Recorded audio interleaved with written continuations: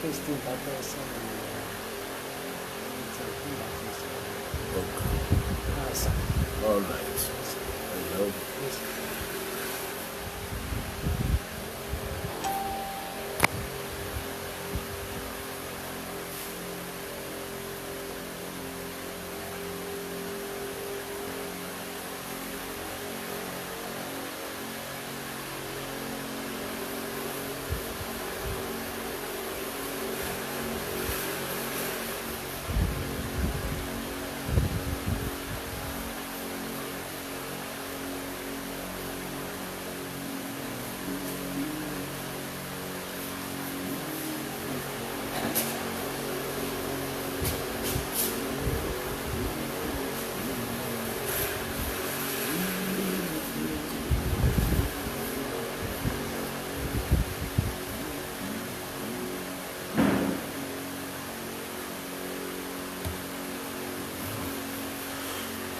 You are welcome.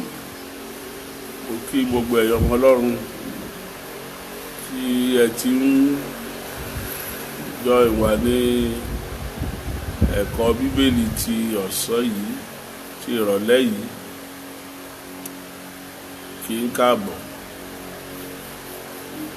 Ibi tá à ń lọ lónìí, ó náà ní the judgment seat of Christ.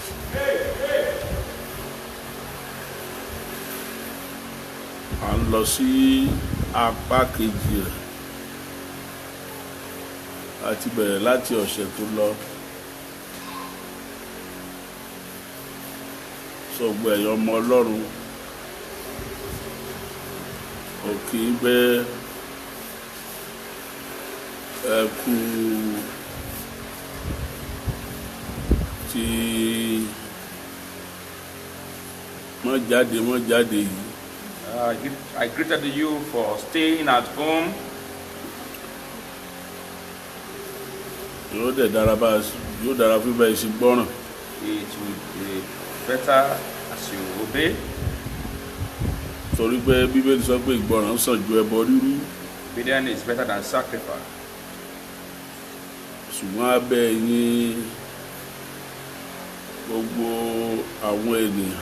We beseech you Ẹ jẹ́ ká gbọ́ràn sí àṣẹ. that we should obey all the ordinances. Yóò dára fún wa. It's our way with us in Jesus' name.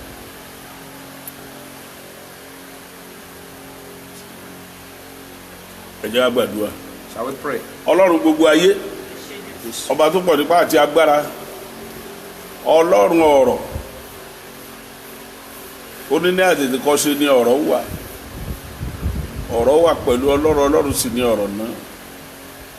Ìwọ ni ọ̀rọ̀, òtítọ́ sì ni ọ̀rọ̀ rẹ. À ń lọ sínú ọ̀rọ̀ náà, Olúwa bá wa sọ̀rọ̀. Amen. Járí ọwọ́ agbára rẹ, Amen. járí ìyanu rẹ, Amen. ká lè máa yìn ọ́, Jésù Olúwa wa. Ẹ̀kọ́ Bíbélì yìí, Today's Bible study, òun la mú wá láti ilé ìjọsìn Christ Apostolic Church, bringing from the Christ Apostolic Church, House of Fire and Power House of Fire and Power, of Jesus Covenant Revolutionary Ministry, the Jesus Covenant Revolutionary Ministry. tí olú ilé iṣẹ́ ìránṣẹ́ náà wà ní The headquarters is located ìlú Òṣogbo ní Ọ̀ṣun State ní orílẹ̀-èdè Nàìjíríà. in Osun State, Nigeria. Mo yan Ọlọ́run lógo. I give God glory. His promises Nígbà tó by a day or 2 days to this a time, máa fún àwọn èèyàn láàyè láti máa pè wọlé. we were giving people chance to call in, Nọ́mbà tí wọ́n fi máa pè wọlé á fi síta. and the number that they will use to call in, we give it out. Wọ́n á lè máa pè wá wọlé. That will be calling in. Tí wọ́n bá dẹ̀ ti ń pè wá wọlé, As they are calling, a lè máa dáhùn gbogbo ìbéèrè wọn. we may be answering their question. Táwọn náà bá dẹ̀ ní ohun tí wọ́n fẹ́ sọ, If they ask what they want to discuss, discuss ẹ̀. we'll be able to discuss it together. Ṣùgbọ́n mo fẹ́ jẹ́ kó o lọ tààràtà báyìí I want you to go directly now sí orí YouTube channel. tó o bá ti tẹ JCRMCAC, You just type JCRMCAC together. ó máa yọ jáde fún ọ. It will bring out of our YouTube channel. kó o dẹ̀ bá ní subscribe. You subscribe. tó o bá ti subscribe bẹ́ẹ̀. You subscribe. kó o tún ti aago yẹn. You press the bell. Press the bell. tó o bá ti tẹ bell yẹn tán. When you press the bell. o ní ọmọ fún ọ tá a bá ti upload anything sínú gidi a máa fún a máa láàtẹ. The one anytime we upload on anything on our channel, we notify you. láìpẹ́ láì jìnnà. Well, within some time. pẹ̀lú àwọn going. a bẹ̀rẹ̀ gbọ́ báyìí a máa ṣe preaching láti inú channel wa. We'll be doing our preaching directly right from our YouTube. lágbára Ọlọ́run. By the Spirit of God. yóò dára fún yín o. It's well with you. mo ní yóò dára fún yín. Amen. ní ọ̀sẹ̀ tó lọ. Last week. That was Monday and Wednesday. Yes. Wednesday gangan la bẹ̀rẹ̀. We start on Wednesday. a sọ̀rọ̀ nípa the judgment seat of Christ. We discuss about the judgment seat of Christ. The judgment seat of Christ. The judgment seat of Christ. Ìtẹ́ Jésù Kristi. The seat of ìtẹ́ ìdájọ́ Jésù Kristi. The seat judgment of Christ. We discuss it. A dẹ̀ sọ nígbà náà wípé. We say then. Kí nìdí tó fi jẹ́ pé gbogbo èèyàn gbọ́dọ̀ kọjá níwájú ti Olódùmarè. The question is that why must all pass through the judgment seat? A lè sọ jọ́lẹ̀ pé láti gba èrè iṣẹ́. We say it for every man to receive his own reward. Tí ó ń kálukú ṣe nígbà tó wà nínú ara. That every man does when he was still in the body. Ẹnìkan sì béèrè. And someone asked a question. Ó ní nígbà tí àwọn kan bá ti ṣe ìgbàsókè. When someone be raptured with Christ. Kí ni wọ́n tó nílò láti kọjá níwájú ìtẹ́ ìdájọ́ fún? What did they need also to pass through the judgment seat? Òun la fi wá ka ìwé mímọ́ lọ́jọ́ náà. And that's why we read the Bible on that day. Wípé ìdí tí gbogbo àwọn ènìyàn ó fi kọjá níwájú. The reason why all must pass through the judgment seat. Ó ní wípé láti gba èrè iṣẹ́ oníkálukú. Is for every man to receive his own reward. Ìbá ṣe rere. Either is good. Tàbí búburú. Or bad. Lónìí. Today. A fẹ́ tẹ̀síwájú. We are proceeding. Nítorí pé ó ṣe pàtàkì. Because it's so important. Láti lè fi yé àwọn àyànfẹ́. To make it known to you, a loved one. Wípé. That. Ó kọjá níwájú ìtẹ́ ìdájọ́ Olódùmarè. You too, you will pass through the judgment seat of Christ. Yálà ó ti ṣe ìgbàsókè ni. Is either you have been raptured. Tàbí pé a ò gbà ó sókè. Or you are not raptured. Ṣùgbọ́n a fẹ́ sọ àwọn orí ìtẹ́ yẹn. We want to discuss about the seat of judgment. Orí ìtẹ́ kan wà tá a gbé ní orí ìtẹ́ àánú. There's a seat called the seat of mercy. Orí ìtẹ́ kan sì wà tó jẹ́ orí ìtẹ́ tí ò sí àánú. There is another seat that there's no mercy there. Mo fẹ́ jẹ́ kó o mọ̀ lónìí. I want you to know today. Ṣùgbọ́n ká tó lọ ná. Because before we proceed. Nínú ìwé 2 Corinthians chapter 5 verse 10. From the 1 Corinthians 5:10. Ibẹ̀ láti fi ìpìlẹ̀ ọ̀rọ̀ wa lélẹ̀. Is where we lay the foundation of this study. 2 Corinthians chapter 5 verse 10. Ìwé Kọ́ríńtì kejì ẹsẹ̀ orí karùn-ún. Kí ló wí? Nítorí pé. Gbogbo wa kò lè ṣàì má fi ara hàn. Gbogbo wa kò lè ṣaláì má fi ara hàn. Níwájú ìtẹ́ ìdájọ́. Níwájú ìtẹ́ ìdájọ́. Níwájú ìtẹ́ ìdájọ́ Kristi. Kí olúkúlùkù kí ó lè gba nǹkan wọn ni. Tó ṣe nínú ara. Gẹ́gẹ́ bí èyí tí ó ti ṣe. Gẹ́gẹ́ bí èyí tó ti ṣe. Ìbá ṣe rere. Ìbá ṣe búburú. Mo fẹ́ jáwé kọ́mọ̀ gangan. Firstly, I want you to know this. Ìwé mímọ́ sọ wípé. The Bible says. Jésù gangan sọ fúnra rẹ̀. Jesus Christ proclaimed this. Ó lẹ́ni tó bá ti gba ọ̀rọ̀ mi gbọ́. Whosoever that believe my word. Tó sì ṣe wọ́n. And do them. Ó ní a ò ní dá wọn lẹ́jọ́. He will not be condemned. Ó ní ṣùgbọ́n àwọn tí ò ṣe wọ́n. But those that refuse to do them. A ó dá wọn lẹ́jọ́. They shall be condemned. Àwọn kan yóò dúró níwájú ìtẹ́ Olódùmarè láti gba èrè iṣẹ́ wọn. Some will stand in His judgment to receive their reward. Àwọn kan yóò dúró níwájú ìtẹ́ Olódùmarè láti gba ìdájọ́. And some will stand to receive a judgment. Àwọn tá a ti gbà sókè. People that has been raptured, ó di dandan dúró níwájú ìtẹ́ ìdájọ́. also they too must stand before the seat of judgment. ṣùgbọ́n níwájú ìtẹ́ ìdájọ́ nítorí pé a ò dá wọn lẹ́jọ́ mọ́. They will not be judged again. Gbogbo àwọn tá a gbà sókè yẹn àwọn ò lọ sọ́dọ̀ wọn ò lọ sábẹ́ ìdájọ́ kankan. People that has been rapturable, they are not going under judgment. Ohun tí wọ́n ń lọ ṣe ni pé láti gba èrè iṣẹ́ wọn. They are going there in order to receive their reward. Wọ́n ó kọjá níwájú ìtẹ́ ìdájọ́ láti gba èrè iṣẹ́ They wọn. will pass through that judgment seat, in order to receive their reward. Ó ní ẹni tó bá ti gba ọ̀rọ̀ mi yìí gbọ́. Whosoever that receive Tó ti this my ṣe word wọ́n. and do them, Ó ní a kò ní í dá wọn lẹ́jọ́. they shall not be condemned. Ó ní ṣùgbọ́n àwọn tí ò ṣe é. But those that did not do Ó them, láti dá wọn lẹ́jọ́. they have already been judged. Mo yìí máa mú a lọ sí Bible verses tó ti sọ gbogbo ẹ̀. I will take you to one after the other to Bible verse. Ṣùgbọ́n number one. Number one, Ìtẹ́ ìdájọ́ kan wà tá à ń pè ní Bema. there's a seat. There's a seat of judgment that called Bema seat. Seat of judgment. Gbọ̀ngàn ìdájọ́. Ìkan sì wà tá à ń pè ní Great. Pé kan náà ní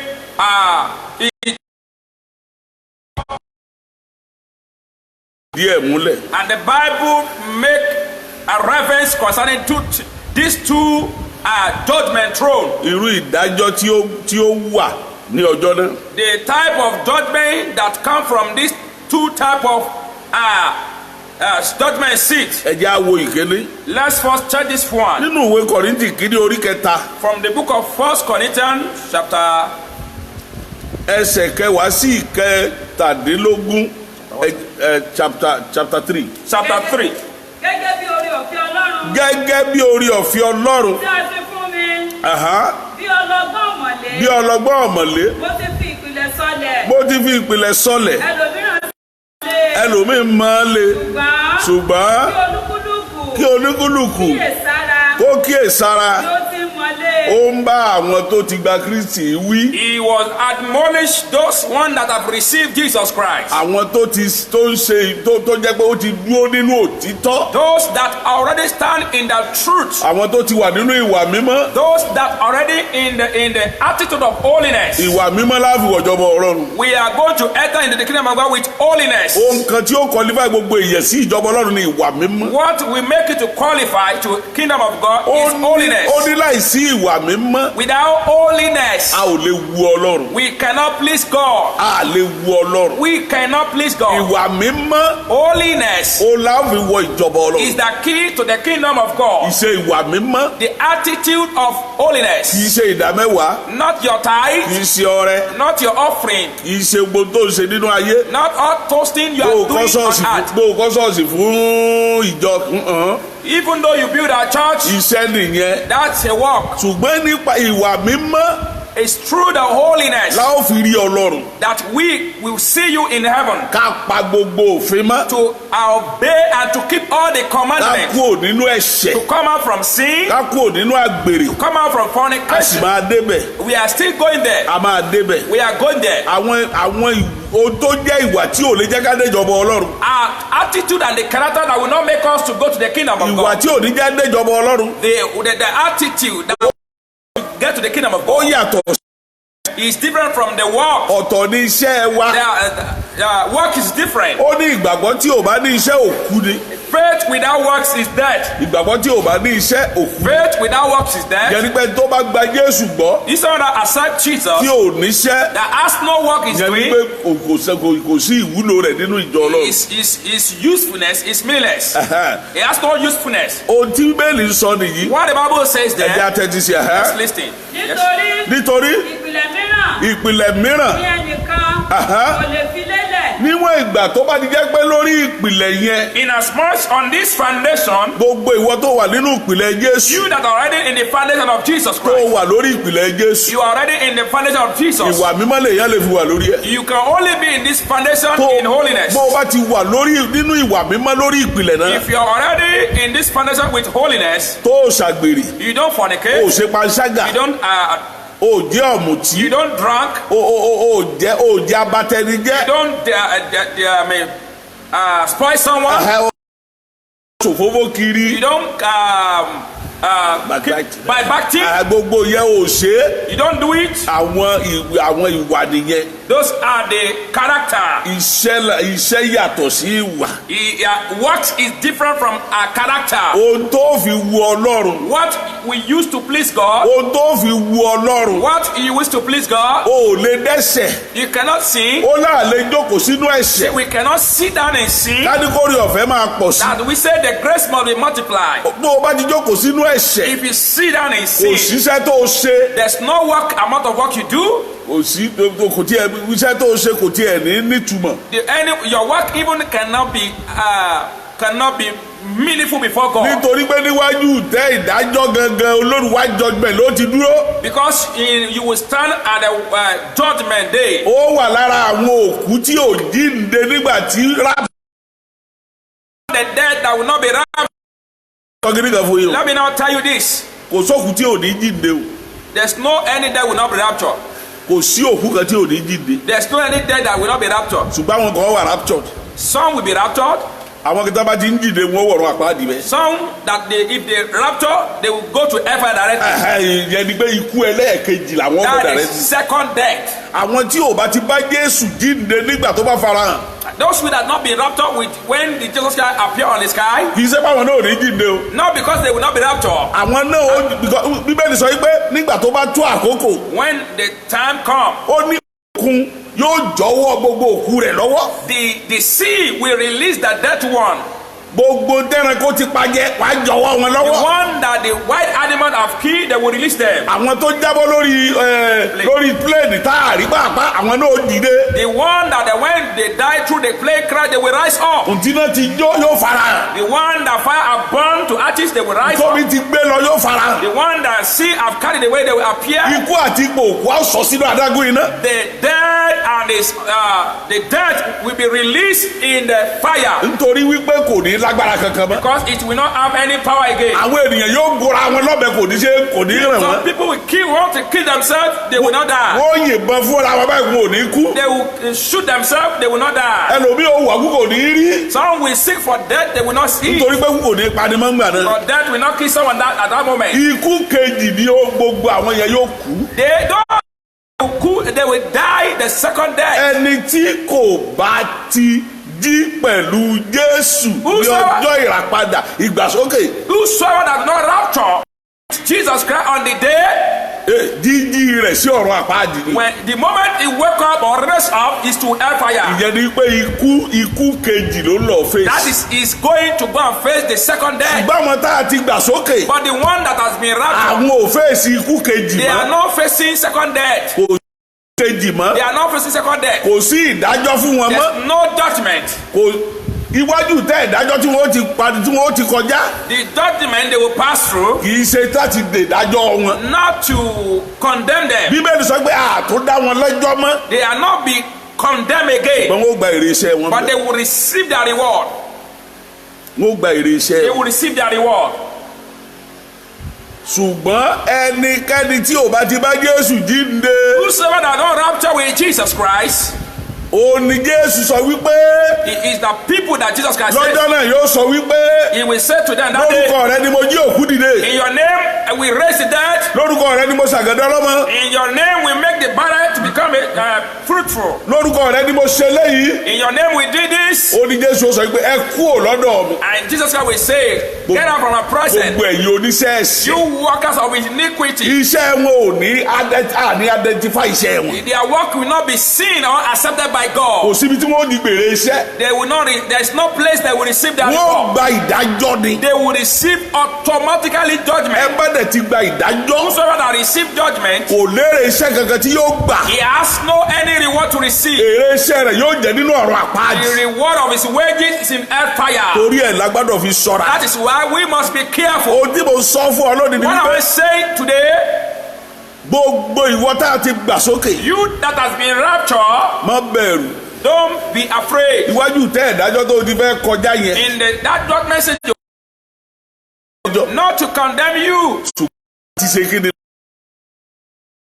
ẹjẹ́ àkàsíwájú yes. nítorí ìpìlẹ̀ mìíràn ẹnikẹ́ni kò lè fi lélẹ̀ jù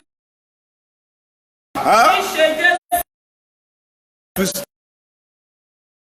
ǹjẹ́ bí ẹnikẹ́ni bá mọ wúrà. bí ẹnikẹ́ni bá mọ wúrà. fàdákà. gbogbo ìwọ tó ti gba Jésù. You that have accepted Jesus Christ, ìwọ ló gbọ́dọ̀ ṣọ́ra báyìí. you are the one must be careful. èyí tẹ́ ẹ ti di àyànfẹ́. You that has become the chosen one, o gbọ́dọ̀ rí i pé iṣẹ́ rẹ dára. you must know that your work is good. ìwọ ni kó o ṣọ́ra fún àwọn iṣẹ́ tó ń ṣe báyìí. You must be careful of the work you are doing. sórí ẹni tó jẹ́ ẹlẹ́ṣẹ̀ The sinner àṣedànù ló ń ṣe. is doing a wasted work torí kò síbi tí ó ti gba èrè kankan. because he has no place to receive nítorí his pé work. a ti kọ́ Because he has been àdàlẹ́jọ́ ni. he goes ó lára in judge. tó kò lérè iṣẹ́ kan tí ó gbà. He has no reward of his work. ṣùgbọ́n ìwọ tó bá Jésù gòkè. But the one you wrapped up with Jesus Christ, ẹ̀yin lẹ ní èrè iṣẹ́ tẹ́ gbà. you are the one that have the for labor. àwa la ó gbèrè iṣẹ́ You wa. are the one will receive a reward. àwa la máa gba èrè We iṣẹ́. are the one will receive a reward. ẹ̀jẹ̀ àkà fàdákà. fàdákà òkúta iyebíye. òkúta iyebíye igi. yes koríko. koríko àkẹ́bù koríko. koríko ṣé orí ìpìlẹ̀ yìí. yes iṣẹ́ olúkúlùkù ènìyàn. máa gbọ́ iṣẹ́ olúkúlùkù ènìyàn Every month's work will reveal him.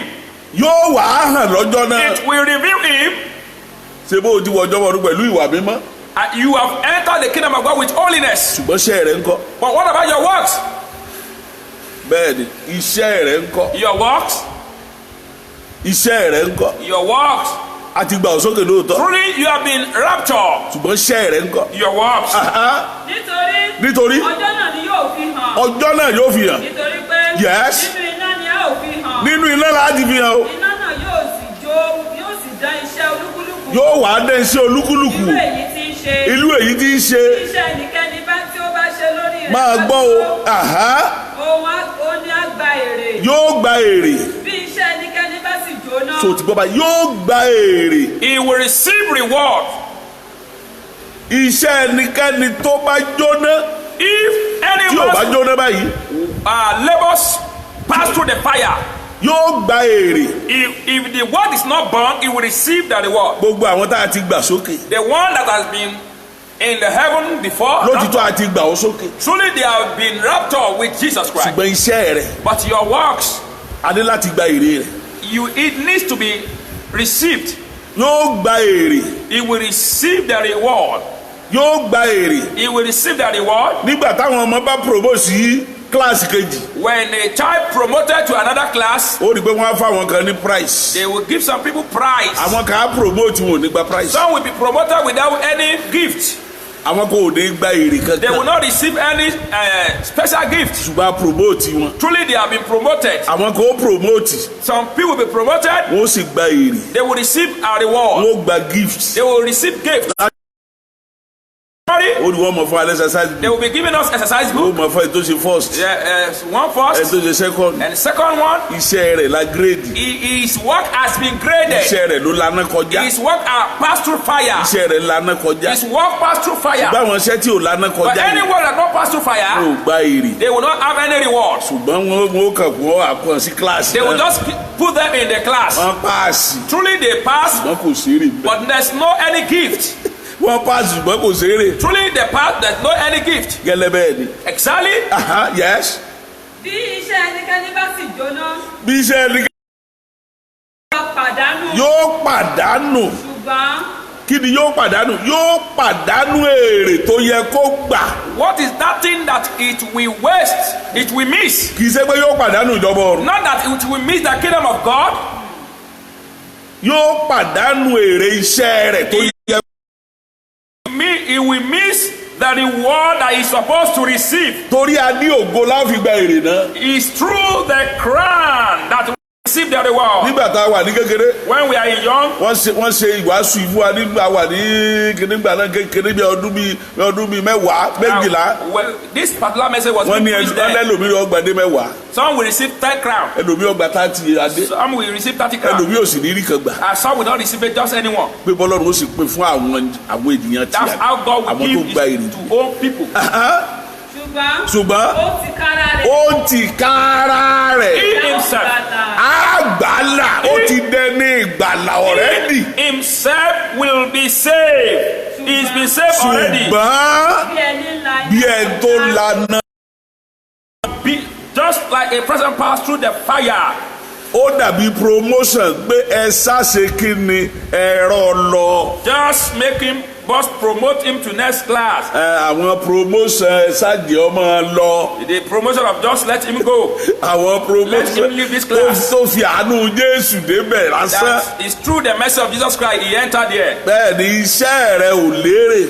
Your works have no reward. nítorí pé sọ̀rọ̀ bí wọ́n sì sọ àwọn iṣẹ́ yẹn. You know how they are going to categorize the work? máa sọ fún gbò bá yá. I will tell you when it wọ́n á comes. sọ gbogbo iṣẹ́ yẹn. I will tell you. wọ́n á sọ ìrere rẹ bó o sì kéde ìrere. How you evangelize. àwọn mélòó ló gbà ní ọdún How many people do you ló win? gbà kù nínú Jésù. How many people do you bring to the kingdom of tẹ́sí God? dẹni iyè And they are being saved. tí wọ́n wà níjọba ọ̀run. And maybe they are already in the kingdom of ẹ̀ God. tẹ́jọ wà ńbẹ̀. That you are already tó there. ti pasẹ̀ rẹ débẹ̀ tó ti pasẹ̀ rẹ wà raptured. It's through you that is being raptured. tó jẹ́ pé ẹjọ́ wà níbẹ̀. You are already be there. wọ́n á kà wọ́n 1 2 3 wá ní àwọn try o.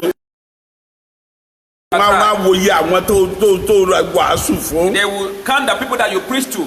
wọ́n á wòye àwọn tó ràn lọ́wọ́. They will count the people that you help. bó o sì ṣàánú sí. How you show your mercy. wọ́n á wo ìdámẹ́wàá They rẹ. will take the tithe. yóò san ìdámẹ́wàá You rẹ. pay your tithe. ìdápò ìdámẹ́wàá rẹ kún.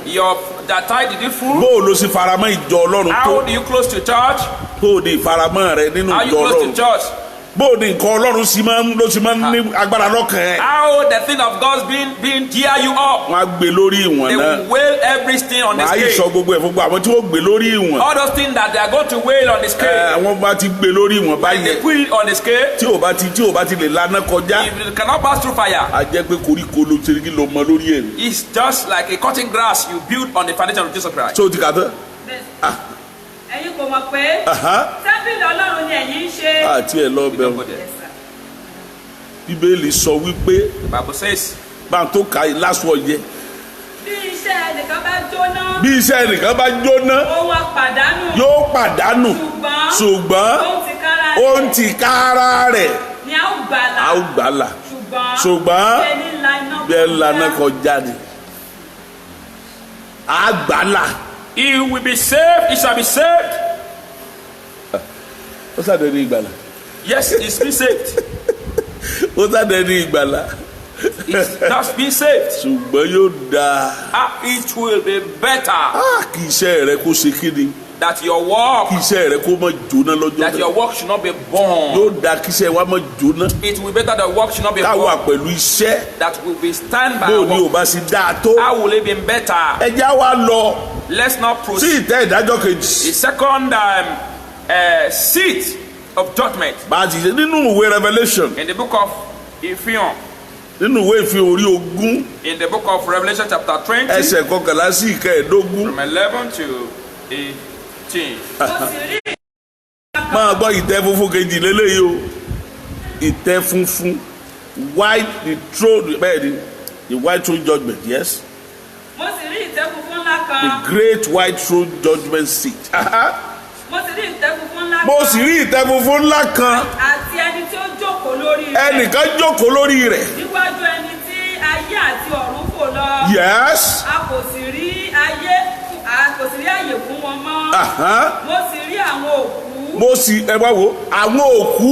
I see the dead, kì í sàwọn tó wà raptured o. not the one that have been raptured, àwọn òkú. the dead one. gbogbo òkú ló wá jíǹde gbà náà. All the dead will rise. àtàwọn tó ti wà raptured o. At all those that have been àtàwọn raptured, tí ò raptured o. those that are not raptured, gbogbo òkú já jí pátápátá. all the dead will come up alive.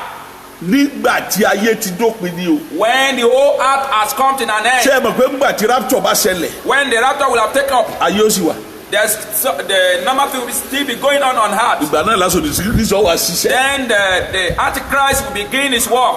asòdì sí Kristi ó wá ṣiṣẹ́. Then the Antichrist will begin his work. àwọn èèyàn ó wá máa fi ẹ̀jẹ̀ wọn ra ìgbàlà wọn. And people will begin using their blood to save for their salvation. wà ní sí àánú ti Jésù mọ́. There will not be mercy for that of Jesus Christ. wọ́n wá máa fi ẹ̀jẹ̀ ara wọn ra ìgbàlà They will wọn. be using their blood for salvation. kò ní sí ẹ̀jẹ̀ Jésù lórí àgbélébùú ò ní ṣiṣẹ́ mọ́. The blood of Jesus Christ will not work again. oníkálukú náà wà máa fi ẹ̀mí rẹ̀ ra ìgbàlà. Every one of himself will be using his own soul for his own salvation.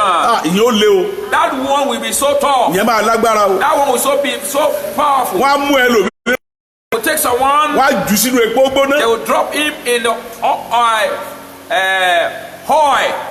hot oil. Hot oil. wọ́n á jù sínú epo gbóná báyìí. They will drop them in hot kò oil. dẹ̀ ní kú. He will not die. wọ́n á tún fà jáde. They will bring him out. wọ́n á máa gé ẹlòmíì. They will be slices wọ́n á of máa him. gé ẹlẹ́ wọ́n á máa gé They díẹ̀díẹ̀. will be slicing him gently. wọ́n á ní sẹ́ Jésù. They will say, deny Jesus Christ. sẹ́ Jésù. Deny Jesus Christ. tọ́ba lòun ò sẹ́ Jésù. If you say he did not wọ́n deny á Jesus, tún mọ́wọ́ ẹ̀ wọ́n á tún gé pa. they will take up his hand and cut it. sẹ́ Jésù. Deny Jesus. nígbà tí ìrora bá pọ̀. By the time the pain is too much, ẹlòmíì ò ní sẹ́ Jésù. some will say, I deny him. ó dèrò ọ̀run àpáàdì. Straight to hellfire.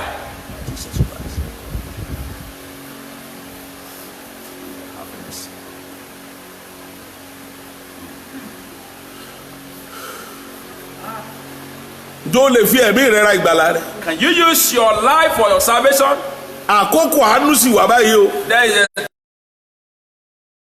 tó o ní nǹkan kan láti lose. you have nothing to lose. o ní nǹkan kan láti lose. You have nothing to lose. Jésù lásán. Only what you need to do is just accept Jesus Christ. kó o kàn gbà á. Just accept him kó o sì máa wà mímọ́. and living the life of holiness. tí wọ́n bá ní òfin Nàìjíríà náà ṣe bí ká lè wà dáadáa ni. gbogbo òfin orílẹ̀-èdè. All the laws of all countries for us to live in a moral life. bẹ́ẹ̀ ni o náà láti live moral life now. Live a moral life. gbogbo òfin tí wọ́n ń ṣe lórílẹ̀-èdè ayé òun náà ní pé ká gbégbé àlàáfíà. All this law is for us to live at peace. kí ló wá le jù mẹ́. What is that thing that's so hard? a ti fi hàn ọmọ ènìyàn. You have been shown, you son of man. a ti gbé ìgbàlà tọ̀ wá báyìí. Bring salvation to you now. ọjọ́ ń bọ̀ The day is coming tó mọ̀ wá ìgbàlà kiri. that you'll be seeking for salvation.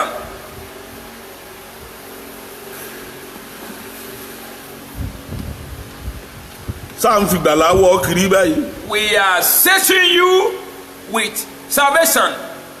à ń wàásù fún ọ ó ṣe fọ́ọ̀k. We are preaching to you. I say, what are they saying? This fuck up. à ń wàásù fún oníkíní wọn sọ. We are preaching to you. We say, what are they saying? à ń wàásù fún oníkẹ́gbẹ́nu sọ̀hún. We are saying, we are preaching to you. Say, shut up your mouth. at this age. Ní irú àkókò yìí. for somebody to be asking that who is that Jesus. Kí ẹnìkan lanu ẹ̀ àtòkè àti ìsàlẹ̀ kó máa sọ wípé ta ni Jésù yìí gan náà. something is wrong somewhere. Nǹkan kan ṣe lòdì níbìkan. no matter what is going on in Christendom today. Kò ní ṣe nǹkan tó lè máa ṣẹlẹ̀ ní agbo àwọn Kristẹni. wòlíì èké lè wà. Truly there will be true prophet, false prophet. bẹ́ẹ̀ ni Jésù sọ. Jesus Christ has proclaimed this earlier. pásítọ̀ èké lè wà. There might be false pastors. iye òní Jésù ò sí. That does not mean that Jesus Christ is not being alive. gbogbo orúdùrú tó ṣẹlẹ̀ nínú ìjọ Ọlọ́run lónìí. No matter what is happening in the church today, kì í ṣe ìfihàn pé Jésù ò sí. that does not show you that there is no Jesus Christ. ìfihàn wípé It's showing gbogbo ń lọ sópin ni. is that everything is going to an end. mo ní ayé kọjá lọ ayé kọjá lọ onígbàgbọ́ má jáfara o ayé kọjá lọ. ayé ń kọjá lọ. The earth is passing away.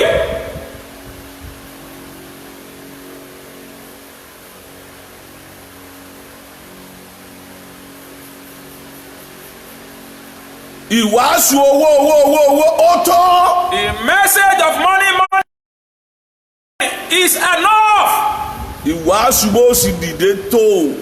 The preaching how you are going to rise. A lè gbàdúrà lórí ẹ. We can pray about that. Báyé bá yọni lẹ́nu a lè gbàdúrà lórí ẹ. If you are in trouble, you can pray about that. Gbogbo àdúrà tá à ń gbà ní ìsinsìnyí. Prayer we are praying at this moment. Ibi nítorí pé ayé ń kọjá lọ náà ni. It's because earth is passing away. Ológun fi le tó bá yẹ. That's why everything is tough like this. Àwọn èèyàn fẹ́ gbọ́rọ̀ jọba Ọlọ́run. People don't want to listen to anything that has to do with the kingdom of God. Àwọn èèyàn wọ́n kórìíra ọ̀rọ̀ jọba Ọlọ́run. They heard the message of the kingdom of God. Mo fẹ́ sọ kíní kan fún ọ. I want to tell you this. Kí ló níbẹ̀rẹ̀ tí ò lópin rí? One of those things that has beginning that has no end. Bó o bá kọ́lé. If you build house, kò sí bó sì lè pẹ́ tó láyé. there's no amount of age you spend on this earth. Yóò yálulẹ̀ ìjọ kan. That house will collapse one day. Bí o bá yálulẹ̀. If the house not collapse, wọ́n á wo wọ́n á fi kọ́ mi. they will destroy the house and build another one. Bó o bá ra mọ́tò. If you buy car, mọ́tò yà á dópin ìjọ kan. one day the car will come to an end. Ibi o tó gorí ẹ. Another one will come in. Kò sí tó bẹ̀rẹ̀ tí ò lópin. There's nothing that has beginning that Bí has no òjò end. bá bẹ̀rẹ̀ sí rọ̀ yóò dá. When the rain begin to fall, it Àbò will end. òòrùn tó ràn tí ò wọ̀ rí. If you see a sun shining without going down again, Òòrùn ayé fẹ́ wọ̀ náà. the sun of the earth will soon go Ó down. ti ń wọ̀ ọ lọ. It's going down gradually. Tó bá wù kó o ṣe. But no matter what it may be Òòrùn doing, ayé ń wọ̀ ọ lọ. the sun of this earth is going Kó má wọ̀ bá ọ. to go down with you. Nígbà tó bá dédé wọ̀. By the time it just go down suddenly, go down with him. Ọjọ́ ń bọ̀. The day is coming. Mo tún sọ lẹ́ẹ̀kan sí. Say it again. Mo sọ lẹ́ẹ̀kan sí. I say it again. Mo ní ọjọ́ ń bọ̀. The day is coming. Ṣé à ń fi ìgbàlà lé ọ kiri báyìí? You are being with salvation À now. ń fi ìgbàlà lé ọ. Yes, they are besieging you with the À salvation ń fi now. ìgbàlà lọ. We are besieging with the salvation now. Olóògbọ́. You say you don't listen. À ń sọ̀rọ̀ ìgbàlà fún ọ. They are telling you about Oníkà salvation. gbẹnu sọ̀hún. You said taking your mouth out there. Ó ní aṣiwèrè ní á. You said they are mad person. Ó láàmọ́ tá à ń ṣe. You said you don't know what we are doing. Ọjọ́ ń bọ̀. The day is coming. Ọjọ́ ń bọ̀. The day is coming. Ọjọ́ ń bọ̀. The day is coming. Tó See for that salvation. tó sì ní rí. You will not see it.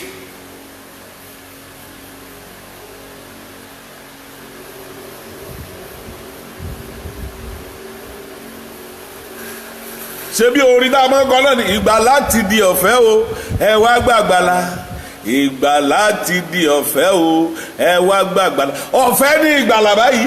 Now, salvation is free. Ọjọ́ ń bọ̀ tó fi gbogbo tó níwá tó ní rí. The day is coming, you will use everything you have to seek for salvation. Gbogbo owó tó ní ó fi wá ò ní rí. Money you have in the bank, you wish to find it, you will not see it. Ó kó gbogbo ilé tó kọ́lẹ̀ ò ní rí. You release all the house you built to seek for salvation, you will not see Bó it. o bá lágbára lórílẹ̀‐èdè. Even though you have power in nation, Ó sọ pé mo lè ta gbogbo orílẹ̀‐èdè máa fún ọ kí lè gbàgbàlà ò ní rí. you say, I can sell the whole nation in order for me to God salvation, you will not see it. Àkókò ìgbàlà rẹ nìyí. This is the moment of your salvation. Má mà fojú dì í. Don't underrate it. Ọjọ́ ń bọ̀. The day is coming. Ọjọ́ ń bọ̀. The day is coming. Bí àwọn bàbá wa ṣe sọ náà nìyẹn. This is how our forefathers say it. Jésù sọ. Jesus Christ Ó ní said, ẹ ronúpìwàdà. say, repent, Nítorí ìjọba ọ̀run kù for sílẹ̀. the kingdom of God Mo is at hand. sọ fún gbogbo àwa ìránṣẹ́ Ọlọ́run. I'm telling you, the men of God, Àwa la ó jìyà jù. we are the one to suffer most Sáà bá pariwo. if we did not shout. A sọ pé nítorí ọrọ̀ ayé And we are saying because of the riches of this kó o earth, lè sọ òtítọ́. and you cannot say the truth Nítorí pé nìkan ń fún ọ lówó. because someone is giving you money. Sọ òtítọ́. You cannot tell him or her the truth Nítorí pé nìkan ni sponsor rẹ̀. because someone is sponsoring you. O ò lè bá a sọ You cannot òtítọ́. tell him the truth. Ìyà yóò jí ọ lọ́jọ́ You náà. are going to suffer either day. Bí arákùnrin yẹn bá fi lè wọ ọ̀rọ̀ àpáàdì. If that person may go to hellfire, Ẹni tó ránṣẹ́ ìránṣẹ́ rẹ lọ́wọ́ yẹn. the supporter of your Tó ministry, bá fi lè wọ ọ̀rọ̀ àpáàdì. if you could enter the kingdom, Ó jẹ ìyà lọ́jọ́ you ìkẹyìn. will suffer at the end time. Ó di ẹni ìgbàgbé. You will be a forgotten one. A ò ní.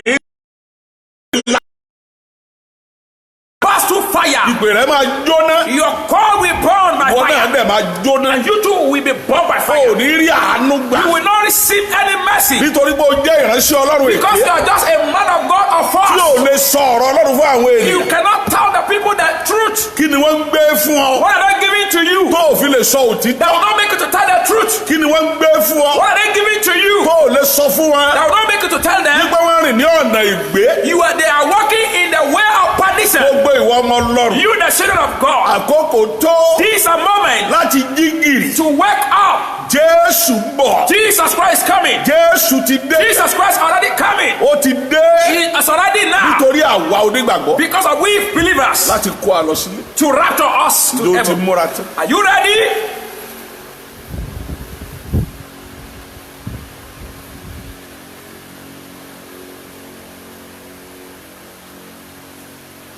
gbogbo ìwọ ọmọ ọlọ́run. You, the children of God. ẹ jẹ́ á ka ìdájọ́ yẹn tán. Let's. orí ìtẹ́ ìdájọ́ kejì. yes. Mo sì rí àwọn òkú mo sì rí àwọn òkú àti ewé àti ewé àti àgbà. àti àgbà. Wọ́n dúró níwájú ìtẹ́. sórí ọmọ tá a bí lóòjọ́ tó kú yóò dùn wájú tẹ olódùmarè. Any son being given a day and die, he will stand in that judgment day. oyún tó ṣẹ́ yóò dùn níwájú ilé olódùmarè. That baby you are bought will stand there also. yóò dùn níwájú tí olódùmarè. Yeah, he will stand there.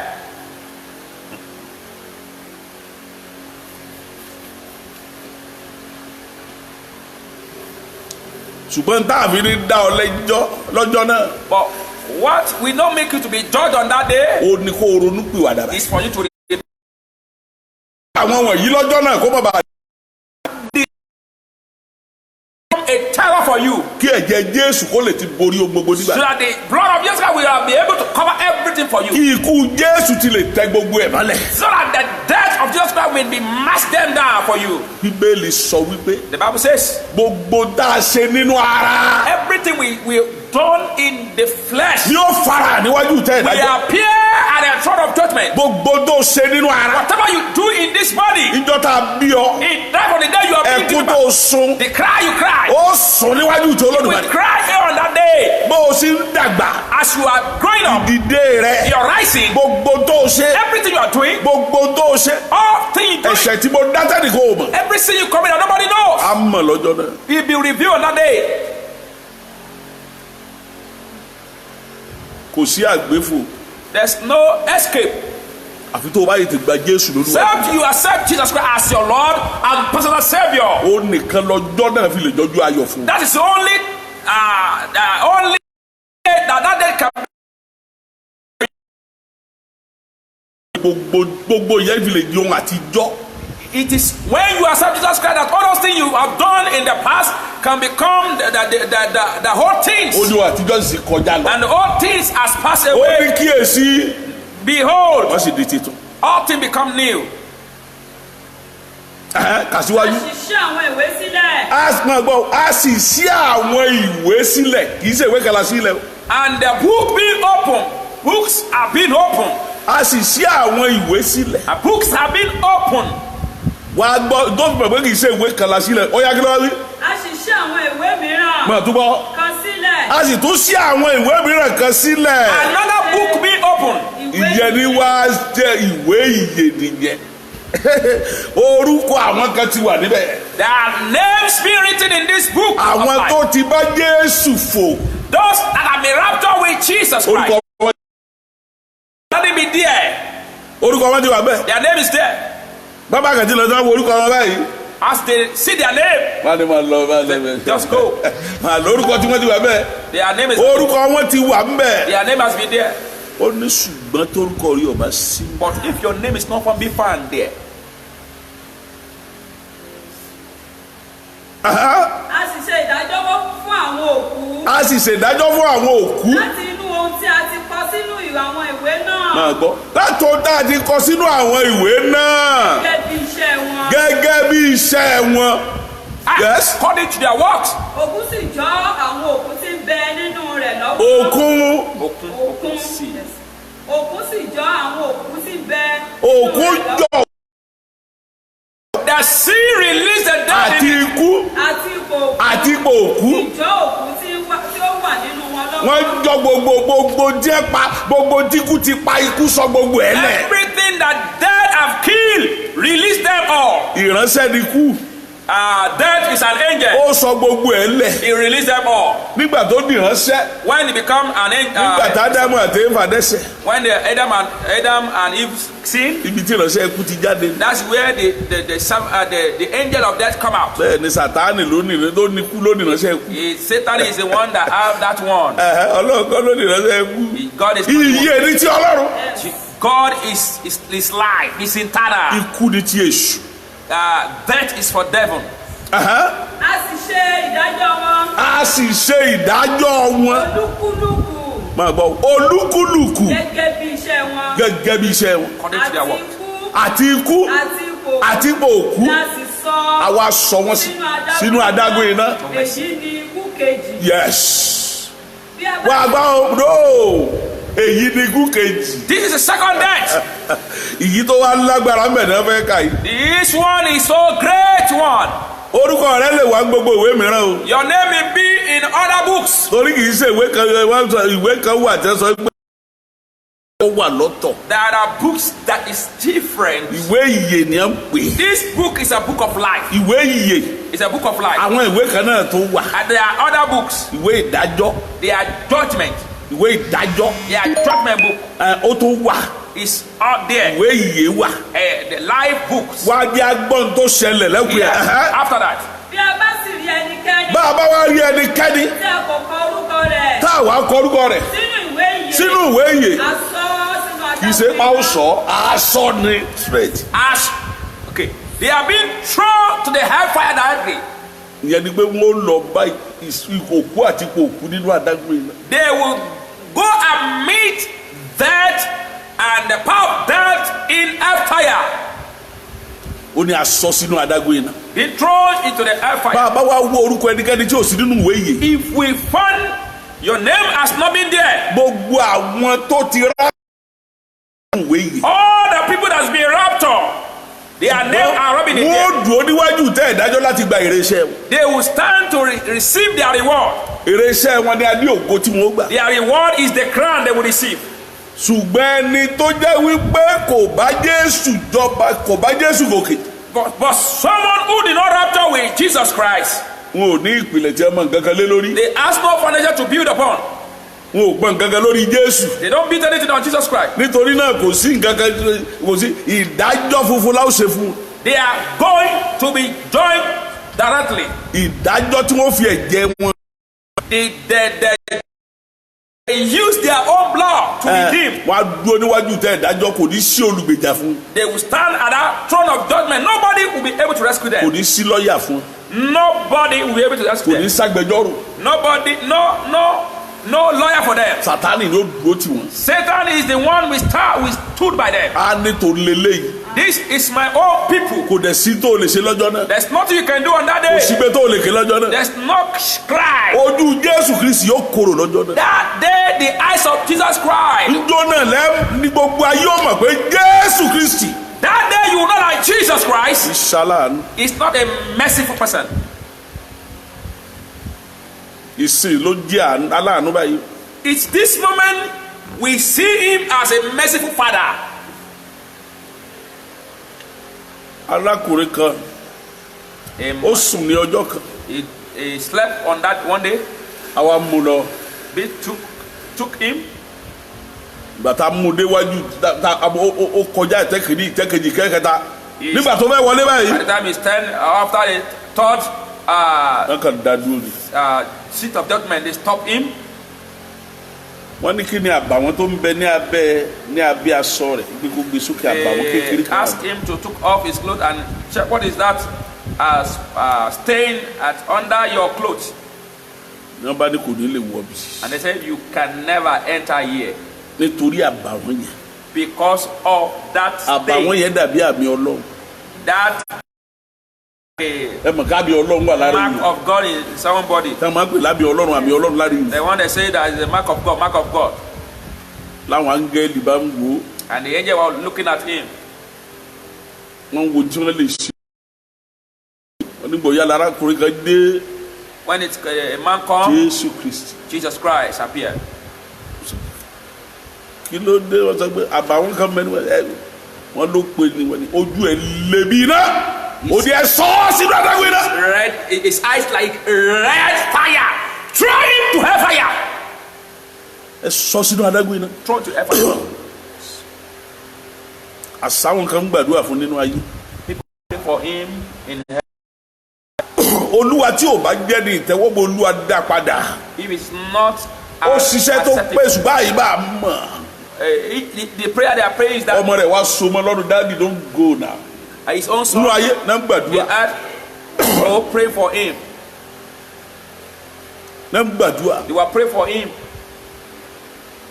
Wọ́n ní ta ni tó sọ̀rọ̀ wọ́n sọ pé Jésù Kristi ni pé lójú lé báyìí. His eye is red like this.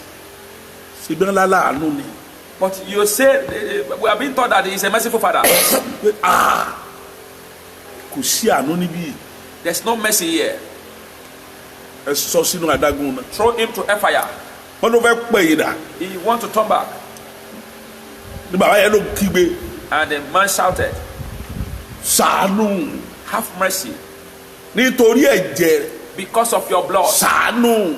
have mercy. Wọ́n ló bá pè yín dà. And then turn back. Ó ní kò ṣàánú níbí. There's no mercy here. Ṣùgbọ́n mo fún ọ ní àǹfààní But I give a chance láti padà sínú ayé. to go back to earth. Ibẹ̀ ló ti lè rá àánú gbà. That's where we can receive mercy. Mo fún ọ ní àǹfààní kan ṣoṣo. Give you one chance. Tó o bá ṣílò If you miss it, ọ̀tọ̀ ni. that's end.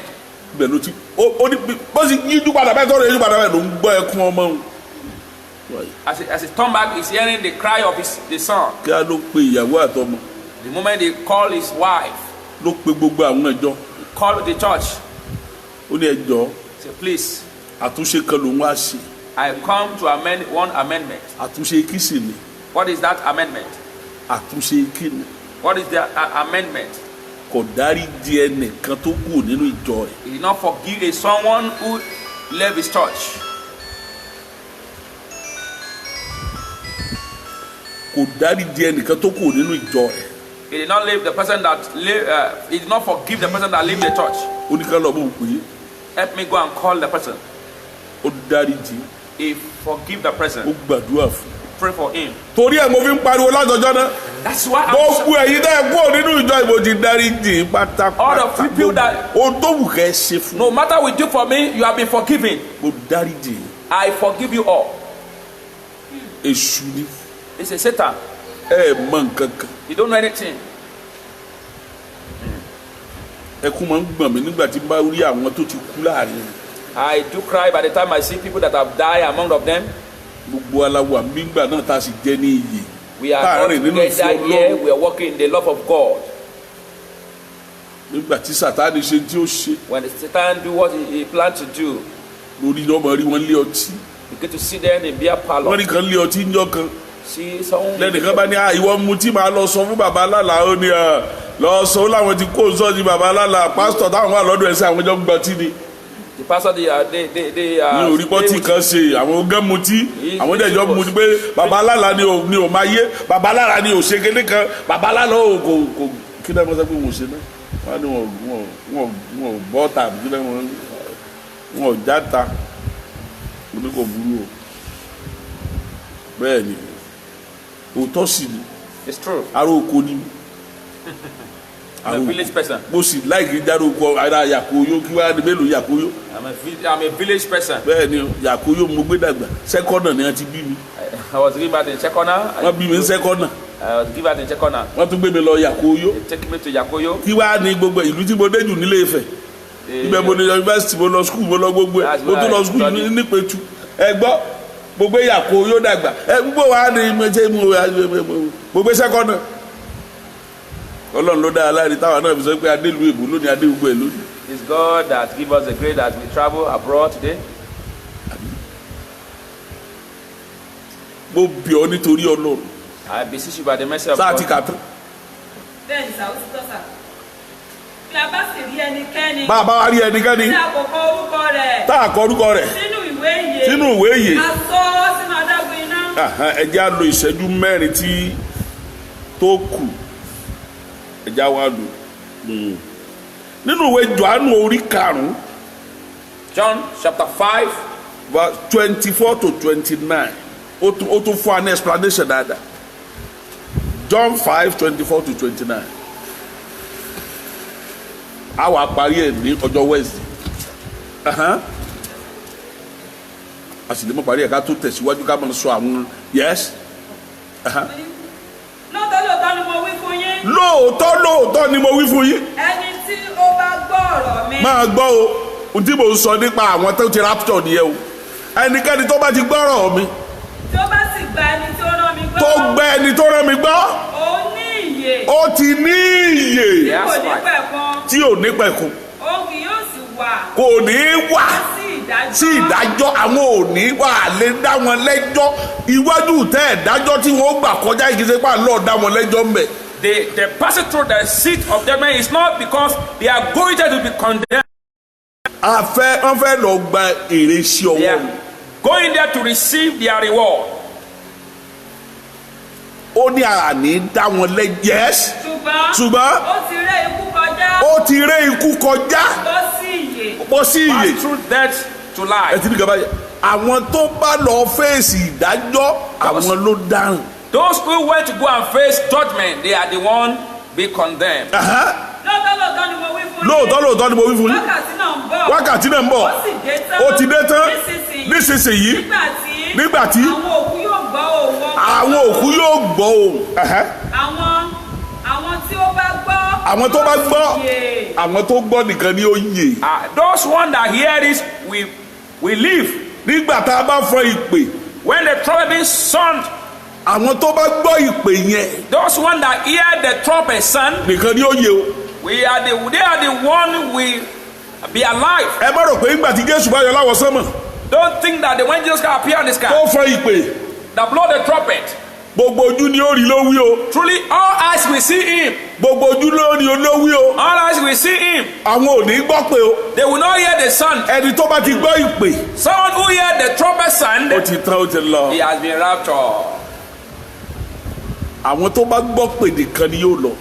Those one that hear the trumpet sound. àwọn tó bá rí i lásán ò lè lọ. Those one that see it will not go. ó ní àtàwọn tó gùn lọ́kọ̀ àtàwọn tó dì ládé Jésù ń bọ̀ láwọ̀ sánmọ̀ gbogbo ojú ni yóò rí àtàwọn tó gùn lọ́kọ̀ àtàwọn ó ní gbogbo ojú ni ó rí ṣùgbọ́n kò dé gbogbo ojú ni ó gbọ́ kí ló gbé etí ni ó gbọ́. No, all ear will hear. gbogbo etí tó bá fi lè gbọ́ ìpè. But any ear that hear the trumpet sound. ìgbígbọ́ yẹn. Hearing. ní agbára ìfò. Is the power of rapture. gbígbọ́ yẹn. Hearing. ó ní agbára tí ó gbé ọ fò lọ́jọ́ náà. Is the power that will make me fò lọ́jọ́ náà. That will make me also to be raptured. ní orúkọ Jésù. In the name of Jesus. lọ́jọ́ náà. On that day. a gbọ́ ìpè lọ́jọ́ náà. Amen. èmi rí ó gbọ́ ìpè lọ́jọ́ náà. Amen. a jọ gbọ́ ìpè lọ́jọ́ náà. Amen. nítorí pé. gẹ́gẹ́ bí bàbá ti ní. ìyè nínú ara rẹ̀. gẹ́gẹ́ bẹ́ẹ̀ ni. ó sì fi fún ọmọ. ó ti fi fún ọmọ. láti ní ìyè nínú ara rẹ̀. láti ní ìyè nínú ara rẹ̀. ó sì fún wọn ní àṣẹ. yes. láti máa ṣe ìdájọ́ pẹ̀lú. nítorí tí. yes. oníṣẹ́ ọmọ ènìyàn. kí èyí tí ó má ṣe yà yín lẹ́nu. kọ́ mọ̀ ṣe yà yín lẹ́nu o. nítorí pé wákàtí ń bọ̀. nínú èyí tí gbogbo àwọn tí ó wà ní ìsà òkú. gbogbo àwọn tó wà ní ìsà òkú. yóò gbọ́ ohùn rẹ̀. yóò gbọ́ ohùn rẹ̀. yóò sì jáde wá. so ti gbọ́ báyìí àwọn tó bá gbọ́ ohùn rẹ̀ nìkan ni yóò jáde wá o. The one in the grave that hear this boy, they are the one will come out. àwọn tó ṣe rere. àwọn tó ṣe rere. sí àjíǹde. àwọn tó sì ṣe búburú. àwọn tó ṣe búburú. sí àjíǹde ìdájọ́. ọjọ́ ń bọ̀ tí gbogbo wa gbóhùn Ọlọ́run. The day is coming, everyone will hear the voice. ọjọ́ ń bọ̀ tí gbogbo wa yóò gbóhùn ìpè. We are going to hear the trumpet song. ọjọ́ ń bọ̀ tí gbogbo wa yóò gbóhùn ìpè.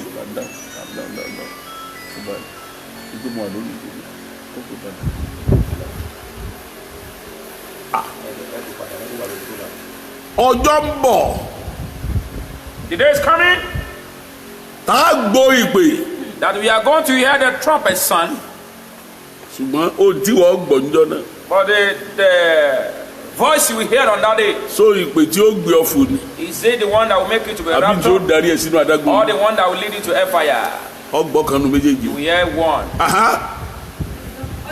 èmi kò lè ṣe ohun kan fún ara mi. kí ni mo ní kọ́ ọ̀kadé. 29 sà. tọ́ọ̀dì kà tán. Bẹ́ẹ̀ sà. ó dé 29. Bẹ́ẹ̀ sà. ó ti tán. ọjọ́ ń bọ̀ The day is coming. tí gbogbo wa gbọ́ ìpè. We will hear the trumpet sound. ohun tá a gbọ́ yẹn ni ó fún alágbára láti fò. The voice we heard will give us strength and power to rapture with Jesus Christ. àwọn kan ò sì ní lágbára láti lọ. And someone will not have power to go, ṣùgbọ́n wọn ó lọ sínú adágún iná. but they will go to hell fire. nínú ọdẹ ẹja ètèkélé náà nínú ìwé John 3:18 kí ló wí. John 3, verse 18. nta mọ kàkí aga ni 3:18. ẹni tó bá gbàgbọ́. ẹni tó bá gbàgbọ́. a kò ní dá a lẹ́jọ́. máa gbọ́ báwọn. ẹni tó bá ti gbàgbọ́ a ò ní dá lẹ́jọ́. He will not be condemned. ẹni tó bá ti gba Jésù gbọ́. He is someone that believe in him, tó ṣe ìfẹ́ rẹ̀. that do his will pẹ̀lú ìwà mímọ́. with holiness, tá a ti gbà sókè. that has been raptured, yóò kọjá níwájú tẹ́ ẹ̀ pass dájọ́. through the judgment seat láti gba èrè. to receive the reward. bẹ́ẹ̀ a ò ní dá lẹ́jọ́. He will not be condemned. ṣùgbọ́n a ti dá ẹni tí kò gbà. a ti dá ẹni tí kò gbà lẹ́jọ́. ẹni tí ò bá ti gba Jésù. People who refuse to receive him has been condemned a already. ti dá lẹ́jọ́. He has been condemned already. kò nílò nǹkan kan mọ́. He has nothing a ti again. dá wọn lẹ́jọ́. He has been condemned. yes. torí tí torí pé gba orúkọ. kò gbórúkọ ọmọ bí ìran ṣoṣo tí Ọlọ́run gbọ́. 1 John 3:14 ibi tá a dùn sí nìyẹn. 1 John 3:14 a fi lo wákàtí wa kan tán. yes. àwa mọ̀ pé àwa ti ré kọjá láti inú ikú sínú ìyè nítorí pé àwa fẹ́ràn àwọn ará. yes. ẹni tí ò bá ti nífẹ̀ẹ́ ó gbénú ikú. ẹnikẹ́ni tó bá sì kórìíra arákùnrin rẹ̀. yes. apànìyàn ni. ẹ̀yin sì mọ̀ pé wá wo gbogbo àwọn tí ò ní wọ̀ ìjọba ọ̀run apànìyàn tí ó ní ìyà nípẹ̀kun. láti máa gbé inú rẹ̀. nípa èyí ni àwa mọ ìfẹ́ Ọlọ́run. yes. nítorí ó fi ẹ̀mí rẹ̀ lélẹ̀ fún wa. ó sì yẹ kí àwa tó fi ẹ̀mí wa lélẹ̀. ká máa fẹ̀mí wa lélẹ̀ fún àwọn ará. ibi tá a dùn sínú nìyẹn. Yes, where we are going to stop today. àwọn mélòó ló wàásù ìrere fún. How many people do you preach the gospel to? ẹlòmíì ò lè gbé bíbélì. Some cannot carry Bible. àti gbé bíbélì nínú tagan balẹ̀. Some people to carry Bible outside, they feel ashamed. ẹlòmíì ò dọ́ọ̀jì bíbélì sápò ni. Some will keep Bible, pocket their Bible. àwọn kan ti ní bíbélì ní ṣọ́ọ̀ṣì. Some will put Bible in the wọ́n á ní church. kan lé wọ́n á ní kan They ṣọ́ọ̀ṣì. have one in the church and another one wọ́n in the mọ̀ kọ́ house. kiri yẹn ṣọ́ọ̀ṣì mọ̀ ni. They get that one. tó jẹ́ gbogbo orí spíkà kìkì bíbélì ni. Every speaker they hide Bible there. ó sọ fún kónkálùkù gbọ́ bíbélì ẹni tí ò bá kó bíbélì ẹ̀ máa kó máa fi bíbélì ẹ̀ máa fún àwọn míì tó ní bíbélì náà tó kó bíbélì wọn torí pé wọn ò fẹ́ jẹ́ káyé máa rí bíbélì lọ́wọ́ wọn. They don't want people to see Bible in their hands. wọ́n fẹ́ gba Jésù ṣùgbọ́n wọn ò fẹ́ ṣiṣẹ́ Jésù. They want to accept Jesus, but they don't want to do the work of Jesus ó Christ. lè lẹ́lòmíràn Some wọ́n fẹ́ gba orin lọ́wọ́ Jésù ṣùgbọ́n kò fẹ́ identify pẹ̀lú Jésù. they want to receive from Jesus, but they don't want to be identified with Jesus Christ. arákùnrin kan wá bí njọ́ kan Someone come here, ṣètò pásítọ̀ náà ni lọ́ba kúnlẹ̀ he kneel down, òun ojú rẹ̀ òun fẹ́ bímọ. he want to give birth. mo ní kílẹ̀ ṣe ọ́ ní mùsùlùmí mo ní à ọmọ tó wà nílẹ̀ báyìí fáwọn tó bá ní Jésù ni. I said, any. èmi ò lè gbàdúrà fún ọ ní ìsìnkú wá kí n gbàdúrà fún kó bímọ tó ọlọmọ wẹ̀ wọ́n ká. gbé lọ ọmọ sárásí kọ́ ọmọ gbé lọ gbogbo Pray ẹ̀. for you and give birth and you begin to. àwọn bàbá àpòsù àdìgbà àwọn yẹn ní wọn lè ṣèyún gbà náà All the apostles. nígbà tó ń wá àwọn tí ó gba Jésù. I'm looking for those who can accept Jesus Christ. mo ní ọ̀dà mo ní ọgọ́ mi lè jọ́nà mo ní tó o bá bímọ tán tó o lè gbà kí n sọ lórúkọ ó ní If you give birth, can you allow me ó to ní kò lè name? possible sà He cannot be. kò lè possible. So he cannot ò sí máa lọ́dọ̀ aláàfáà yìí. go to the Alafa then. máa lọ́dọ̀ aláàfáà kan náà fún ọ gbàdúrà mẹ́kan kó bímọ wá lóde. ṣé tó o bá bímọ tẹ́sán ọmọ mu wá sọ́dọ̀ Jésù. If you give back, you will be bringing the child to the Jesus Christ. wọ́n gbà láti inú Jésù lónìí àwọn náà di alákatakítí ẹ̀sìn nínú Muslim lónìí tó ń tako Jésù. Many people receiving from Jesus Christ. tó jẹ́ pé Jésù tó ń gbẹ́nu Jésù náà ti fún wọn. They give them through Jesus Christ. tó ń gbé Jésù ló fún wọn ní ọmọ And yìí. Jesus Christ give them the Son. àwọn náà ń da gbogbo ẹ̀rú lónìí. They are the ones scattering everything today. ìkan sọ tó ń da gbogbo ìlú rú ní ìsìn ó ní mọ̀mọ́hún igbe mọ̀mọ́hún gangan igbe inú ṣọ́ọ̀ṣì ló ti bí wọn ó ní ṣùgbọ́n kọ́ ọmọ tó ń ṣe ni nígbà náà ṣọ́ọ̀ṣì ló ti bí ó sì tako Jésù kiri báyìí. mo sọ fún mi ní tó bá di mọ̀ pé tó bá ti bímọ tán ó mọ̀ gbé wá ṣọ́ọ̀ṣì ọkọ rẹ̀ ó sì wá aṣọ ló kọ́ bíbí aṣọ ló kọ́ mo ní tí ó jẹ gan Joseph ni ó jẹ mo ní Joseph ní máa sọ tó rọ́kùnrin ní lọ́lọ́run fọ mo ní wàá bí lóṣù kẹsàn-án mo ní oṣù You will surely give ó lè back. jẹ mo ní lọ bá àfa rẹ náà kàn That gbàdúrà one will fún be tough, but then go and meet your Alafa. mo sì dìde ńlẹ̀ eré lópin. He was thinking that that is joking. That just stood up. mi ò gbàdúrà yẹn mọ́. Don't pray such prayer again. bẹ́ẹ̀ni àkànlé máa build crisis ní orílẹ̀-èdè ayé kásán gbà ṣiṣẹ́ Olúwa kákan máa ṣí àṣẹ lù àwọn ọmọ onígbàgbọ́ àwọn ọmọ Ọlọ́run tí wọ́n nílò ọmọ ń bẹ tí tọ́jú pé tí wọ́n bá bímọ tí ọmọ wọn ó di wòlíì fọlọ́run. There are Christian people that are leading. nígbà tó bá lọ bímọ ní ìsìn Ọlọ́run ò dẹ̀ mẹ́ntì fún ní nǹkan kan ó lè lọ fún lọ́mọ wòlíì God can give yóò kàn lọ lu agbára wòlíì yẹn tán ní ọba lọ́ọ̀dá láàfáà tó burú yóò mọ̀ da gbogbo òlù kiri scattering all the torí pé time. wọn ò ní fi Jésù hàn But they will not show him Jesus Christ. àfi tí Jésù bá lọ fira rẹ̀ hàn fúnra ẹ̀ ní. Except Jesus Christ show himself to him. ẹ bá jà fún Jésù ṣẹ̀ṣẹ̀ mọ́. So let us not give top work to Jesus Christ again. kí n tó lè gbàdúrà aláìgbàgbọ́ lónìí màá wàásù Jésù fún. Preach Jesus Christ to him. bí ẹnìkan bá ní ọ̀dọ̀ mi ní ìgbà kan nìyẹn bí ẹnìkan bá sọ̀dọ̀ mi màá wàásù Jésù fún. If someone preach Jesus Christ to bó o ló sì fẹ́ gbà nǹkan lọ́wọ́ Jésù tó ní ìgbà tó fẹ́ gbà nǹkan lọ́wọ́ rẹ̀. how will you nígbà tí sẹ́mi mo ṣe. Jesus accept something from Jesus Christ will not receive him as your Lord and personal Savior. sẹ́mi mo ṣe ni ebi mo fẹ́ fún ọ ní nǹkan. I'm not the one giving you something. Jésù tó fẹ́ fún ọ ní nǹkan. Jesus Christ will want to give you something. olóògbà Say you don't accept o it, sì fẹ́ gbà nǹkan lọ́wọ́ ẹ̀. and you want to accept something. You want to do something. It's not possible. ọ gba Jésù ni o. You accept Jesus Christ. bó bá ti gba Jésù lólúwa If tó you accept lùgbà Jesus as your Lord, iṣẹ́ mi ó lè rọrùn. my work will be easier. nígbà náà bàbá bí gbogbo àwọn mùsùlùmí ò dẹ gbogbo wọn wá ẹni tí ò rọmọ bí gbogbo ọmọ yẹn náà dìdàkudà lẹ lóde tí wọn ṣe wọnà kí tọ́jú pé kínní gbogbo ọmọ tán bí ilé ìgbàgbọ́. The children give birth in the ọmọ tán bí ní lórí òkè ní ilé àgbẹ̀bí gbogbo ẹ̀ mẹ́yẹ tán fàdúrà gbé jáde nígbà tó kù dílé wọn ọ̀jẹ̀ kan bí gbogbo ọ̀nà ń dàgbàgbọ́ lórí.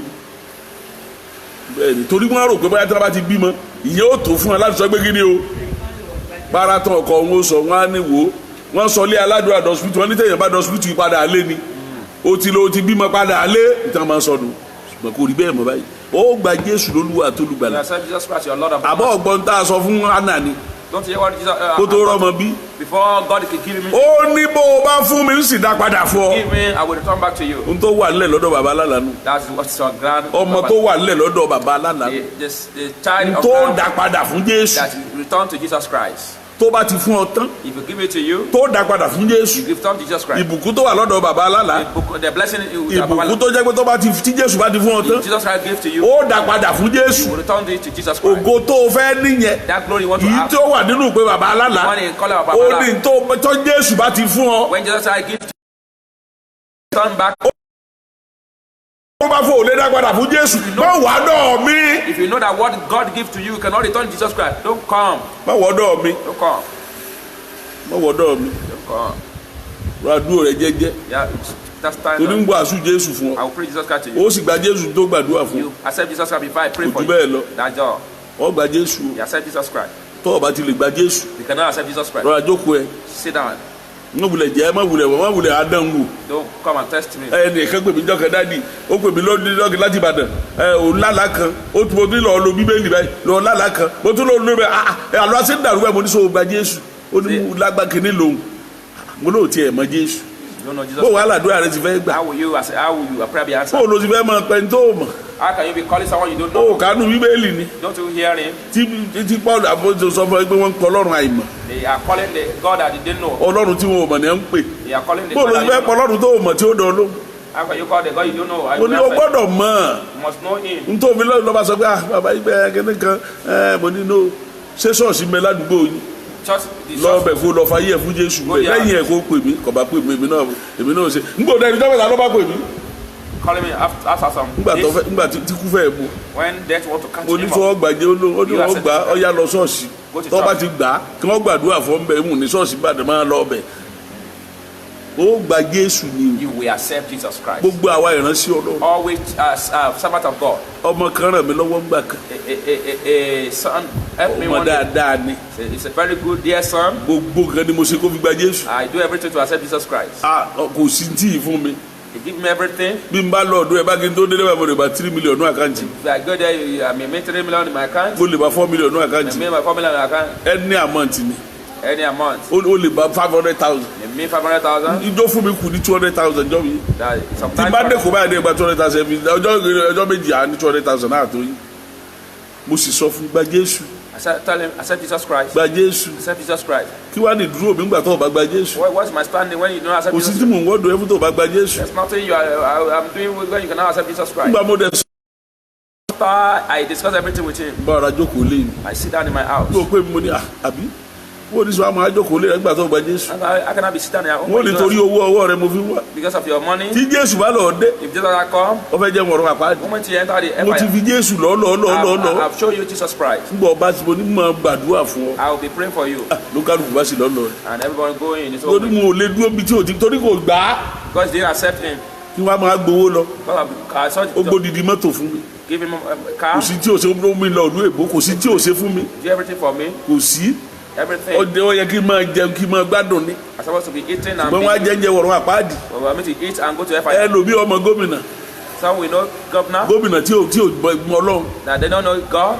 gómìnà tí ò mọ Ọlọ́run. You know God. níjọ́ tó lọ bẹ̀ ó bá lè hòtẹ́ẹ̀lì ló ti lọ bá gómìnà yẹn tó He went gbé àlè lọ o. a governor kò and lè you tell, wàásù fún chẹ́ẹ̀kì tó ní kọ́ wá gbà lọ́lọ́ gbà he just went there and received wàá the check. wọ̀run àpáàdì. You will receive, you get to o hell. rò pé sí Olúwa ló ń ṣe You yẹn. think you are doing the work of God?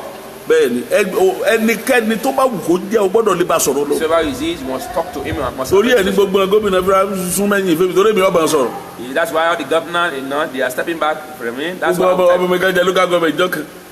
one of oní my- wa ń bí say come here, ṣe iṣẹ́ tó dáa fún lù. do a good work to the. orí bó o ṣe Ọlọ́run ó béèrè ẹ̀ lọ́wọ́ rẹ̀. Don't do it, God will ask you. n ò wówó lọ́wọ́ rẹ o. I don't n ask tó bá you wù ọ́ kó o ṣe. whatever you like do. nígbà tó lọ́ọ́ dẹ̀ fún lágbára mo fẹ́ ra mọ́tò kan jọ náà. When God gave him power, mọ́tò tí mo ra gbàdọ̀ almost 3 million ni. that car is almost 3 million. lọ́ba sì dé lọ́ba fún mi 200,000. Give me 200,000. ìgbénu owó mọ́tò tí mo That's a fẹ́. lot of money I want to. You inú want mi dùn. I'm so happy. ẹ tó mú wá tiẹ̀ sọ pé kí ló dé tí mo ní ó yẹ kó lè fi jù báyìí lọ mo ní n bọ́ ló ti fẹ́ rí. Where do you want to see it? mo ní tó lágbára ló fún mi yẹn. That's what he has. mo sì ra mọ́tò mi. And I buy my own. Ọlọ́run dẹ̀ ra fún mi. And God buy for kò me. sí nǹkan kan bẹ́ẹ̀. There's nothing. n tó lágbára ló fún mi. That's what he has. tó bá ro odidi mọ́tò yẹn fún mi n bìlẹ̀ Buy rẹ̀ you àwọn come from me, I will ọmọdé ask you, what do you get money? mo lè torí 3 Where million do you èlò see lówó the- oṣù ẹ̀. How much is your month salary? ṣùgbọ́n àwọn èèyàn ọmọ mọ́. But people don't know it.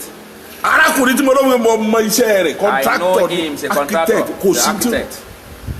ó lè gbaṣẹ́ bílíọ̀nù ó lè gbaṣẹ́ 7 billion. so kò sí iye tó lè fọ́ tó lè sọ pé no So there's mo no fẹ́ money. gbaṣẹ́ bá a pé ọ dádì mo fẹ́ gbaṣẹ́ kẹ́ bá gbàdúrà dẹ̀ gbàdúrà ló sì gbà.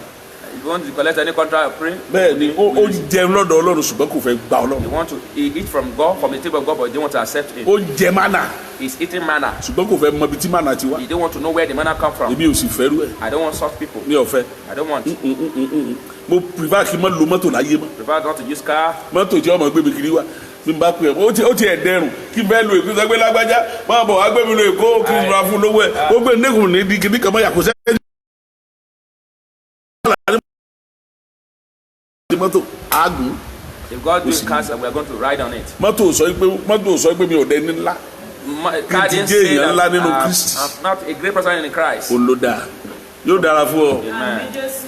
Ògo rẹ̀ yóò fara hàn. Amen. Ọlọ́run yóò fọ̀ ọ́ dìde. Amen. Jésù máa ń gbé ní dìde Jesus fún ara. makes someone to rise up. Jésù ni ó gbé ọ dìde It's Jesus Christ will make you tó rise. wà á tọ́jú èmi. And you come and take Nígbà tí your Jésù bá gbé ọ dìde ló wà á when tọ́jú. Jesus Christ make Kì you í rise. sàwọn kì í sàwọn kan tí wọ́n lọ tẹríba fókùnkùn tí wọ́n di gómìnà tán tí wọ́n tẹríba fáyé tí wọ́n di gómìnà tán tí wọ́n di olóṣèlú tán tí wọ́n tẹríba fókùnkùn ayé tí wọ́n máa fowó larùn tí wọ́n máa fi lu gbogbo olùkiri tí wọ́n máa sọ pé wọ́n fẹ́ máa ṣàánú kan fún ìjọ wo ló fẹ́ ṣàánú lórúkọ Jésù ò ní dẹni ègbé Àmín Jésù. tó bá di alẹ́ òní Tonight, láago mẹ́kànlá 11, ìṣòru wa karùn-ún àbí yes, ní agbára Ọlọ́run à ń lọ sínú ìṣòru wa we karùn-ún are going to the 5th night vigil. àwẹ̀ wa di márùn-ún nìyẹn Fasting is 5 now. ẹ̀yọ́ wa di márùn-ún It will come to 5. so à ń lọ sínú ìṣòru wa We are going to our vigil tá a tún ṣe di aago kan òru that we observe to 1. pàdé mi We meet our Father ní agbára by Ọlọ́run God's grace. nígbà tó bá di ọ̀la náà Tomorrow a tún ṣe náà tí di ọjọ́ Thursday till Thursday, gbogbo bá dọjọ́ Friday Friday, ní ọjọ́ Olúwa wa bẹ̀rẹ̀ our day of the Lord will start. kì í ṣe mi nìkan Me ọ̀pọ̀lọpọ̀ and àwọn ìránṣẹ́ Ọlọ́run ni ó wà the Lord will see. tí wọ́n mọ̀ ṣe báyìí náà tá a jọ mọ̀ wúra wa We will see ourselves. ìyanu ó dẹ̀ ṣẹlẹ̀ Miracle will happen. yóò dára fún yín o ìmọ́lẹ̀ yóò tàn Ọlọ́run àṣẹ àti májẹ̀mú kó wọnú ayé yìí Àmín. orí ìtì Olódùmarè kò ní í ṣe dájọ́ ibi fún ọjọ́ náà ń bọ̀ tó tájọ gorí ìtì Olódùmarè á ní dẹ́ni ẹ̀kọ́ lọ́jọ́ yóò sì dára fún wa àṣẹ Ọlọ́run bàbá tọ́mọ àtẹ̀mí mọ́ kó wọnú ayé wa kára ànúgbà Jésù Olúwa wa Àmín. Àmín. Àmín ní orúkọ Jésù. hallelujah ńlá kan. Hallelujah.